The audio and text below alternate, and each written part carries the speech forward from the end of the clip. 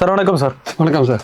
முன்னாள் அதிமுக எம்பி மைத்ரேயன் அவர்கள் இன்றைக்கு திமுகவில் இணைந்திருக்கிறார். எப்படி பாக்குறீங்க? மைத்ரேயன் ஏற்கனவே அதிமுகவில் 3 தடவை எம்பியாக இருந்திருக்காரு. முதல்ல பாஜகவில் இருந்தார், அதிமுகவுக்கு வந்தார், அப்புறம் பாஜகவுக்கு போனார், மறுபடியும் அதிமுகவுக்கு வந்தார். இப்போ அதிமுகவிலேருந்து நேர இங்கே வந்துட்டார் திமுகவுக்கு. மைத்ரேயனா ஒரு மைக்ரேயனான்ற மாதிரி மைக்ரேட் ஆகி போயிட்டே இருக்கார் அவர் பாட்டுக்கு. அவருக்கு திமுகவில் வந்ததுனால திமுகவுக்கு என்ன ஆதாயம்னா, அவங்க பார்வையில் நாங்கள் தனிப்பட்ட பிராமணர்களெல்லாம் எதிர்க்கிறவங்க கிடையாது, நாங்கள் பிராமணியத்தை தான் எதிர்க்கிறோம், எங்களுக்கு எல்லோரையும் அரவணைத்து கொண்டு ஒரு அரசியல் பண்ணுறதா எங்களுடைய கட்சி, நாங்கள் யாரையும் எதிரியாக கருதுறது இல்லை, எங்களுக்கும் யாரும் எதிரி கிடையாது அப்படின்னு அவங்க எஸ்டாப்ளிஷ் பண்ணுறதுக்காக மைத்ரேயன் ஒரு பிராமணராக இருக்கிறதுனால அவர் சேர்த்துக்கலாம். மைத்ரேயனுக்கு என்ன எதிர்பார்ப்பு இருக்குன்னா, அவருக்கு அதிமுகவில் ராஜ்யசபா எதிர்பார்த்தார், அவர் கிடைக்கல, அவருக்கு உரிய இம்பார்ட்டன்ஸ் அவங்க தரல, எடப்பாடி தரல. அதனால் இனிமேலும் வரப்போகிற அசம்பிளி எலெக்ஷனில் அவருக்கு சீட் கொடுப்பாங்களான்னு டவுட்டு. அது அவருக்கு நல்லா தெரிஞ்சதுனால அதிமுக வின் பண்ணாதுன்னு அவர் புரிஞ்சுட்டு இருக்கார். இது 26 எலெக்ஷன்ஸில் அதிமுக வெற்றி பெறத்துக்கான வாய்ப்பு இல்லை, இனிமேல் இதில் இருக்கிற அர்த்தம் கிடையாது, பாஜகவில் போனாலும் மரியாதை இருக்காது, இனிமேல் திருப்பி எத்தனை திருப்பி போயிட்டு வர முடியும், அங்கே எல்லாமே ஒரு புது செட்டாக வந்திருக்கு, நம்ம பழைய செட்லாம் அங்கே இல்லை, அதனால் நம்ம அதிமுகவுக்கும் எதிர்காலம் இல்லை, அதுவும் தோக்கிறதுக்கான வாய்ப்புகள் இருக்குது, நம்ம திமுகவில் சேர்றதே பெட்டரு, திமுகவுக்கும் ஒரு பிராமணர்கள் அங்கே போய் சேர்ந்தால் ஒரு உரிய மரியாதை அவங்க கொடுப்பாங்க, அடுத்த வருஷம் ஏப்ரல் மாதம் ராஜ்யசபா வேகன்சி வருது, அதில் ஏதாவது அக்காமடேட் பண்ணுவாங்க, இல்லை 26 எலெக்ஷனில் மயிலாப்பூர் திருவல்லிக்கேணி கான்ஸ்டியூன்சியில் ஏதாவது வாய்ப்பு கொடுப்பாங்க ஒருவேளை, அந்த மாதிரி எதிர்பார்த்து அவர் போயிருக்கார். அவருக்கு இங்கே அதிமுகவில் உரிய மதிப்பு மரியாதை கிடைக்கல. ஸோ அவர் மறுபடியும் பாஜகவுக்கு போனால் அங்கேயும் அந்த கிடைக்காது, இப்போ இருக்கிற சூழலில் அங்கே கிடைக்காது, அதனால் பெட்டராக அடுத்து திமுக ஆட்சிக்கு வரும்னு நம்புகிறாரு, அதனால் அங்கே போயிருப்பாருன்னு என்னுடைய கருத்து. ஸோ அவருடைய நோக்கம் என்னென்னா, அதிமுகவில் இனிமேல் இருக்கிறது அர்த்தம் கிடையாது, அதிமுக கிட்டத்தட்ட பாஜகவுக்கு அடிமை மாதிரி ஒரு கட்சி ஆயிடுச்சு அப்படின்னு அவரே சொல்கிறார், சுவிட்ச் டெல்லியில் தான் இருக்குன்ற மாதிரி அவரே சொல்கிறார்.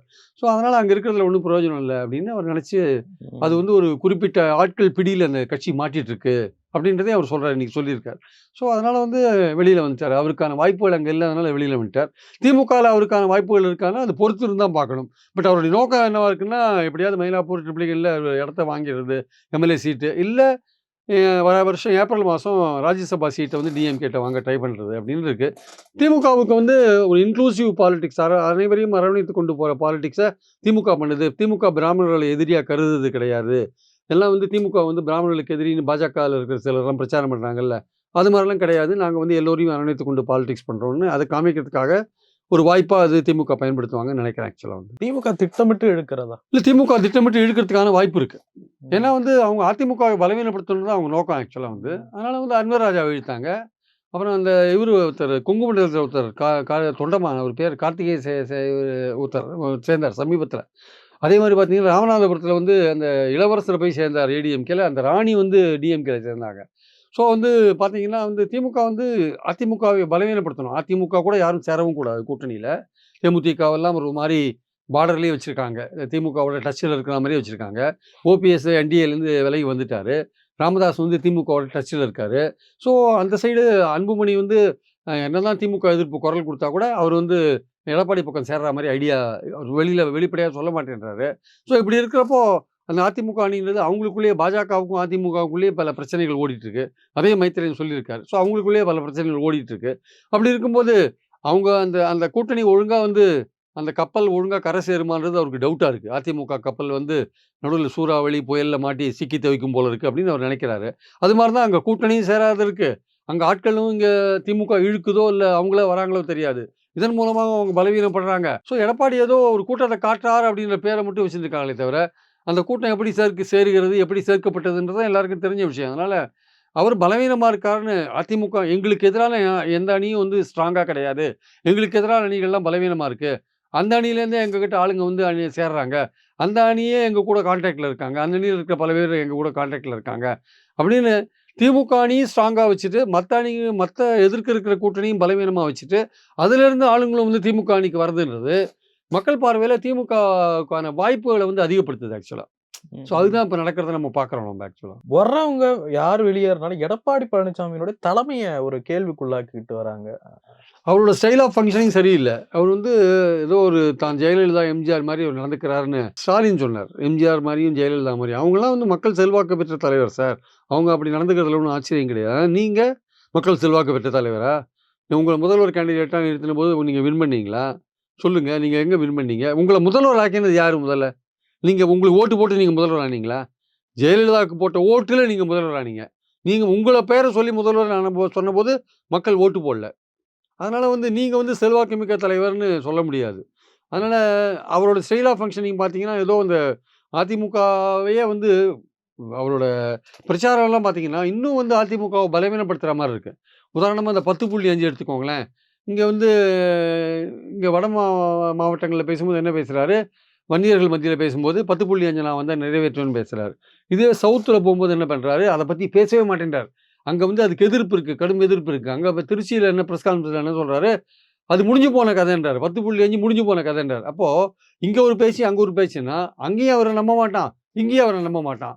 ஏற்கனவே உங்க கூட்டணி பலமா இல்ல, அதிமுக பலவீனமா இருக்கு. இந்த மாரி விஷயங்கள் போயிட்டு இருக்கிறப்போ, நீங்க இது மாரி சொன்னீங்கன்னா, எந்த செக்ஷன் உங்களுக்கு ஓட்டு போடும் ஆக்சுவலா? ஸோ, அதனால நீங்க வேலுமணி, தங்கமணி வேலுமணி பேச்ச கேட்டுட்டு இருக்கீங்க. தங்கமணி கூட இப்ப கட்சி மாறதா ஒரு பேச்சு வருது இன்னைக்கு ஆக்சுவலா. இன்னைக்கு ஒரு பத்திரிகையில போட்டிருக்காங்க. தங்கமணி அறிவாலய கதவ தட்டின்னு இருக்காரு போட்டிருக்காங்க. இல்ல அறிவாலயம் தங்கமணி இழுக்குதான்னு தெரியாது. ஏதோ ஒரு பிரச்சனை ஓடிட்டு இருக்கு. தங்கமணியும் தாவுவதற்கு ரெடி ஆயிட்டாரா இல்லையான்னு நமக்கு தெரியாது. இன்னைக்கு வந்திருக்கிற செய்திய பார்த்தா தங்கமணியும் ரெடி ஆயிட்டாருன்ற மாரியான ஒரு செய்தி வந்துட்டு இருக்கு. அது எவ்வளோ தூரம் உண்மை மறுக்கலாம். உடனடியா கூட ஒரு சாயந்திரமே கூட அத மறுக்கலாம். சொல்ல முடியாது. ஏன்னா அவரு ஒரு டிசிஷன் எடுக்கல. அவர்லாம் போறதுன்னா திமுக ஏதாவது ப்ராமிஸ் பண்ணி இத குடுக்குறோம், அத குடுக்குறோம்னா தான் அவங்க போவாங்க. அது ஃபைனலைஸ் ஆனா மறுத்துருவாங்க உடனே. இப்போ இப்ப நம்ம ஜெயக்குமார், அவர் போறதா பல நாளா அடிபட்டுட்டு இருக்கு பேச்சு. ஆனா அவருக்கு ஏத்த மாரியான ஒரு விஷயம் இங்க திமுகல அவருக்கு ரெஸ்பான்ஸ் குடுக்கலன்னோனே, ஆ அதுக்கு அவரு டிலே பண்ணிட்டு இருக்காரு. நாங்க இன்னும் உயிர் இருக்கிற வரையும் அதிமுகல தான் இருப்பேன்னு அவர் சொல்லிட்டு இருக்காரு. அவர் கடுமையான அதிருப்தியில இருக்காரு. எடப்பாடின்ற பேரையே அவர் உச்சரிக்கிறது இல்ல அவரு ஆக்சுவலா. யாரு ஜெயக்குமார் பேட்டியிலலாம் பொதுச் செயலாளர்ன்னு சொல்றது எடப்பாடின்ற பேரே அவர் சொல்றது கிடையாது. ஸோ அந்த மாரி இருக்கிறப்போ அவரும் அதிருப்தியில இருக்காரு. இது மாரி பல மாவட்டங்கள்ல பலர் அதிருப்தியில இருக்காங்க. அது வேலுமணியோட டாமினேஷன் ரொம்ப ஜாஸ்தியா போச்சு. ஒரு பக்கம் செங்கோட்டையன் அதிமுகலயே ரொம்ப அது அதிருப்தியில இருக்காரு. ஸோ அதிமுகவே பலவீனமா இருக்கு. அதுலேருந்து வெளியில வரதுக்கான ஆட்கள் நெறைய பேர் ஏன் வராங்கன்னா, இந்த கூட்டணி தேறாது அப்படின்னு அவங்க முடிவு பண்றாங்க. இந்த கூட்டணி தேறாதுன்னோனே, சரி நம்ம இருக்கிறதுல பெஸ்ட் பார்க்கலாம். திமுக அணியில போய் சேரலாம். அது வின் பண்றதுக்கான வாய்ப்பு இருக்கு. அப்படின்னு தான் சேர்றாங்கன்றது தான் என்னுடைய கருத்து. ஸோ இதே ரேஞ்சில எடப்பாடி போயிருந்தாருன்னா, அதாவது தான் எங்க பலவீனமா இருக்கோம், நம்ம எந்த இடத்துல நம்ம ஸ்ட்ராங்கா பண்ணணும், அப்படின்ற விஷயம் எதையுமே அவரு இப்ப யோசிக்காம, ஏதோ நமக்கு ஒரு பெரிய கூட்டம் வருதுன்னு நினைச்சுன்னு அவர் பாட்டுக்கு பேசிட்டு இருக்காரு. ஆனா அதே சமயம் நீங்க சொல்ற எல்லா பிரச்சனையும் திமுக மேல இருக்கு. கள்ளச்சாராயம் இருக்கு, போதை மருந்து இருக்கு, வாக்குறுதி நிறைவேற்றாதது இருக்கு, எல்லாம் இருக்கு. ஆனா அவங்க கிட்ட இருக்கிற அட்வான்டேஜ் என்னன்னா, அவங்க கூட்டணி பலமா இருக்கு. அவங்க இண்டிவிஜுவலா ஒவ்வொரு ஓட்டருக்கும் ஏதோ ஒண்ணு செய்றாங்க. உரிமை தொகை குடுக்குறாங்க. வீடு தேடி இல்லம் தேடி மருத்துவம்ன்றாங்க. பிரேக்ஃபாஸ்ட்ட போடுறாங்க. நம்ம புதுமை பெண் திட்டத்தில பைசா குடுக்குறாங்க. நேத்து வீடுதோறும் போய் ரேஷன் பொருள குடுக்க ஆரம்பிச்சுட்டாங்க. அப்புறம் இலவச பஸ் பயணம்ன்றாங்க. அதனால பெனிஃபிட் ஆனவங்க வீட்டுக்கு வீடு இருக்காங்க சார். அப்ப வீட்டுக்கு வீடு பெனிஃபிட் ஆனவங்க இருக்கும்போது, நான் முதல்வன் திட்டத்தில பெனிஃபிட் ஆனவங்க இருக்காங்க. மக்களை தேடி மருத்துவத்தில பெனிஃபிட் ஆனவங்க இருக்காங்க. வீடு தேடி ரேஷன் பொருள்ல பெனிஃபிட் ஆனவங்க இருக்காங்க. பிரேக்ஃபாஸ்ட் குடுக்குறதுல பெனிஃபிட் ஆனவங்க இருக்காங்க. அப்ப எதிர்ல திமுகவுக்கு எதிரான செய்திகள் இருக்கான்னா இருக்கு.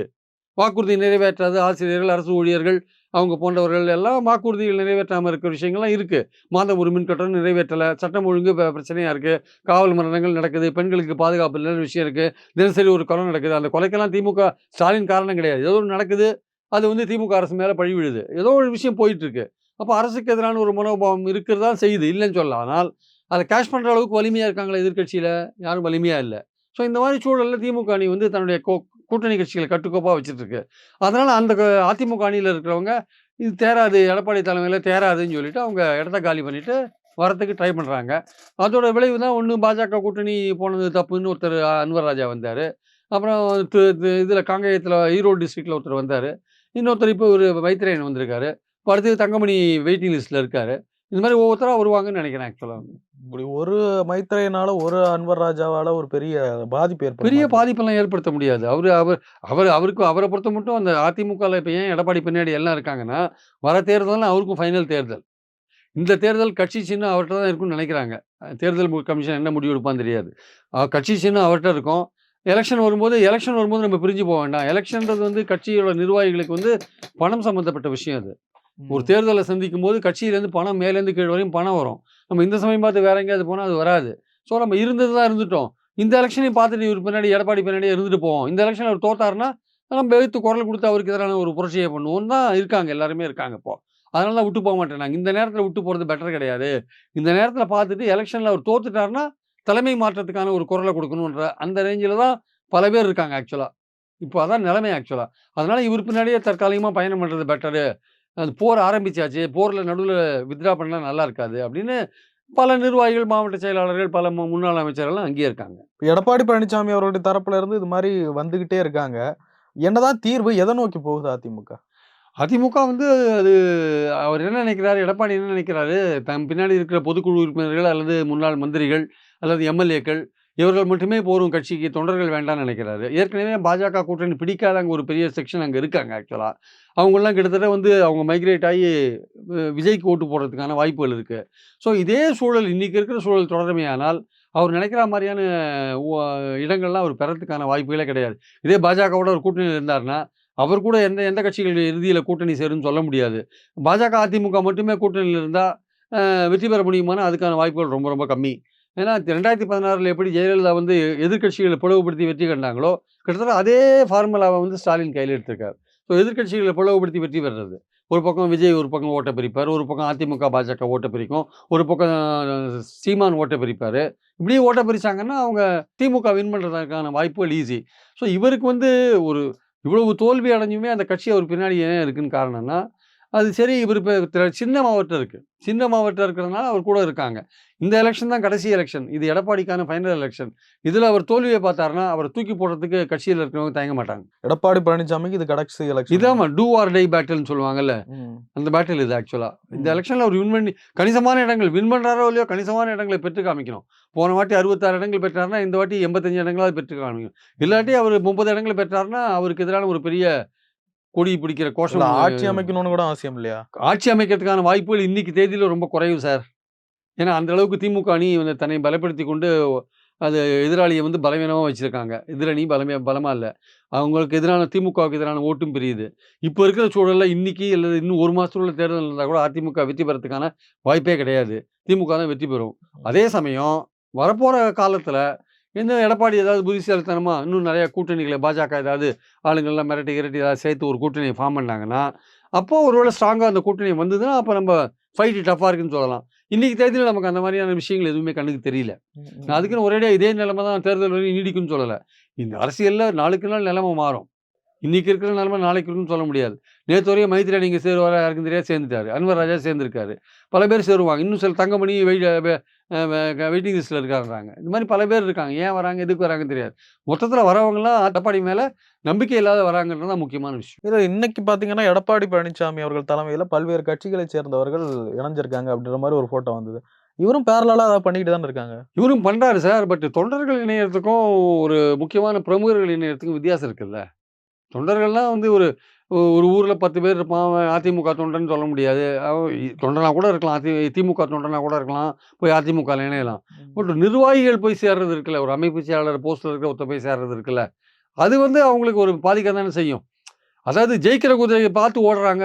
அது மேல பந்தயம் கட்டுறாங்க அப்டின்னா, எடப்பாடி குதிரை தோக்குற குதிரையா இருக்கலாம்ல. பாயிண்ட் அதுதானே. வேற ஒண்ணும் கிடையாது. ம், ம், எது ம். ஜெயிக்கிறது, இன்னைக்கு இருக்கிற சூழல்ல எது ஜெயிக்கும் அப்படின்னு பார்த்து தானே மாறுவாங்க. அந்த அடிப்படையில தான் இவங்கலாம் மாறுறாங்கன்னு நெனைக்கிறேன். ம், ம். இவங்களால வந்து திமுகவுக்கு பெரிய ஆதாயமானா, அப்படி ஒண்ணும் பெரிய ஆதாயம் கிடையாது. இருந்தாலும் அவங்களுக்கு வந்து அவங்களுடைய பாலிடிக்ஸ பார்க்கும்போது நம்ம அதிமுகல இருந்தா சரியா வராது. அது ஜெயிக்க போறதில்ல. நம்ம திமுகவுக்கு நகரலாம். இன்னைக்கு இல்லாட்டி கூட இன்னும் 1 வருஷம் கழிச்சோ இன்னும் நமக்கு ஏதாவது வாய்ப்புகள் கிடைக்கும். அப்படின்னு அவங்க நெனைச்சு தான் வராங்க ஆக்சுவலா. இது ஒரு பாஜகவுக்கு ஒரு பெரிய வழியா? இது மாரி அதிமுக பலவீனப்படுறது. பாஜகவுக்கு அவங்களுக்கும் வந்து கூட்டணியில இருக்காங்கல்ல. அவங்களுக்கும் வந்து பலவீனமாறாங்கல்ல. ம். மொத்தத்துல 2 பேரும் சேர்ந்து தானே பலவீனமாறாங்க. இது மாரி பலவீனம் ஆயிட்டே போனீங்கன்னா என்ன பண்ண முடியும்? ம், ஸோ ம், ம். பாஜக வந்து அவங்க அவங்களுக்குள்ளேயே வந்து கான்ட்ரடிக்ஷன்ஸ் இருக்கு. அதிமுக, பாஜகக்குள்ளேயே கான்ட்ரடிக்ஷன் இருக்குல்ல. ஸோ அந்த கான்ட்ரடிக்ஷன் அந்த முரண்பாடுகள சரி பண்ண வேண்டிய அவசியம் இருக்குல்ல. ஸோ ம். அந்த முரண்பாடுகள சரி பண்ணிட்டு நீங்க பாஜகவோட ஒழுங்கா கார்டியனான ஒரு ரிலேஷன்ஷிப்ப வச்சுட்டு, அதுக்கப்புறம் நீங்க ஆட்கள இழுக்க வேண்டிய அவசியம் இருக்கு. ஏன் உங்கள நோக்கி ஆட்கள் வரமாட்டேன்றான்றதுக்கு பதில் என்ன? தேமுதிக ஏன் உங்கள நோக்கி வரமாட்டேன்றான்? ஏன் வந்து 10 மாசம் கழிச்சு நாங்க சொல்றோன்றாங்க? ஸோ உங்க மேல நம்பிக்கை இருந்து இத்தனைக்கும் மத்தியில ஆள்ற கட்சி ஒண்ணு உங்க கூட்டணியில இருக்கு. அத நான் அவங்கள்ட்ட எல்லா விதமான ஆயுதங்களும் அவங்ககிட்ட இருக்கு. அதெல்லாம் எதிர்த்து கூட நாங்க வரமாட்டோம். உங்ககிட்ட இருந்து விலகி வரோம். ஓபிஎஸ் போன்றவர்கள் விலகியே வராங்க அப்படின்னா, பாஜகட்ட இல்லாத ஆயுதங்கள் கிடையாது. எல்லா ஆயுதங்களும் கையில வச்சிருக்காங்க. ஆயுதங்கள்னா வந்து ஒரு ஆள எப்படி வந்து வளர்ச்சி போடுறதுன்ற விஷயங்கள் தெரிஞ்சு வச்சிருக்காங்க. அந்த ஸ்ட்ராட்டஜிய கையில வச்சிருக்காங்க. ஸோ அப்படி இருக்கும்போது ஏன் விலகி வராங்க? ஏன் சேர மாட்டேன்றாங்க? ஸோ இதெல்லாம் வந்து பாஜகவும் பரிசீலிக்கணும்ல. யோசிக்கணும்ல. ம், யோசிச்சு ம். தானே முடிவு பண்ணணும் அவங்க. இன்னும் அதிகமா மேலும் சில பேரும் அதிமுகல இருந்து வர நிறைய வாய்ப்பு பேர் இருக்கு. வருவாங்க. இன்னும் எலக்ஷன் நெருக்கத்துல இன்னும் நிறைய பேர் வரதுக்கான வாய்ப்புகள் இருக்கு. ஏன்னா எல்லாம் ம். பல பேரு எடப்பாடி மேல அதிருப்தியா இருக்காங்க. அந்த அதிருப்தி வந்து இப்போ தேர்தல் நெருக்கத்துல ஒரு சீட்டு குடுக்காத போதெல்லாம் நிறைய பேர் வரதுக்கான வாய்ப்பு இருக்கு. அதுக்கு முன்னாடியே கூட இவர்கிட்ட இன்னும் கூட்டணி யாரும் பலமா இவங்க பண்ணாத இருக்காங்க வச்சுக்கோங்க. அதிமுக, பாஜக கூட்டணி இதே மாரியே இருக்கு. யாருமே சேரல வச்சுக்கோங்க. இதே நிலைமை தொடருது வச்சுக்கோங்க. அப்போ அதுலேருந்து இன்னும் நிறைய மைக்ரேட் ஆகி வெளில வருவாங்க. போறவங்களுக்கு கூட திமுகவுல பெரிய அளவுக்கு நல்ல அங்கீகாரம் கிடைக்கிற மாரி அப்படிலாம் தெரியலையா? கிடைக்கும்னு சொல்ல முடியாது. அது ஒரு பெரிய கட்சியா இருக்கிறதுனால, நீங்க எதிர்பார்க்குற இது கிடையாது. நீங்க அங்க போய் செட்டில் ஆகலாம் அவ்வளோதான். உங்களுக்கு உங்களுக்கு இப்போ அன்வர் ராஜாக்கு இலக்கிய அணி தலைவர் பதவி குடுத்துருக்காங்க. அந்த ம். மாரி இவருக்கு ஏதோ ஒரு பதவி குடுப்பாங்க வச்சுக்கோங்க.